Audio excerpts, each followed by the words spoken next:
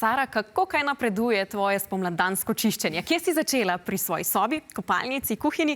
Jaz sem se denimo lotila kar svoje garderobne omare. Najprej sem poskrbela za čiščenje svojega telefona. Kar 80% vsebin, ki so shranjene na naših digitalnih napravah, namreč sploh ne uporabljamo. O tem, zakaj ni dobro, da se nam digitalni odpadki kopičijo, sem se pogovarjala z Ekologi brez meja in mladimi iz osnovne šole Bizeljsko. Ko snimamo spletke s telefonom, ustvarim ogromno dodatnih videov, fotk in posnetkov zaslona. Posnamem zakulisje in pozdravim Evo, Boštjana, Oskarja, Jana, Mirjam, Lucija. in večino tega nikoli več ne odprem. To so menda digitalni odpadki. Digitalni odpadki so v bistvu vse te neke datoteke, ki jih imamo mi na naših računalnikih, na naših telefonih, ki jih pa v bistvu sploh ne uporabljamo.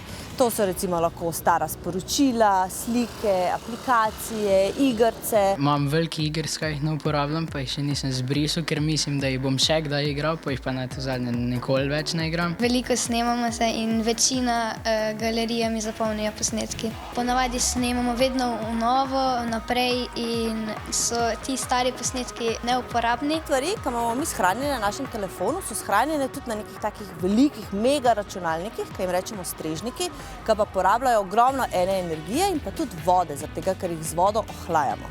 Tako da recimo, če bi vsi v razredu zbrisali za ene 10 gigabajtov videoposnetkov, je to enako, kot če bi recimo luč gorela 100 dni neprekinoma. Kjer so že bolj zastarele slike, jih izbrišem, ker se dosti glasbo ukvarjam, pa če vidim kakšnega znanega ali pa da se slikam z njim, mi ful pomenijo in pač jih obdržim. Da bi opozorili na količino digitalnega onesnaževanja, so Ekologi brez meja organizirali vseslovensko digitalno čistilno akcijo. Ema, praviš, da v resnici sploh ni tako težko skrbeti za količino digitalnih odpadkov?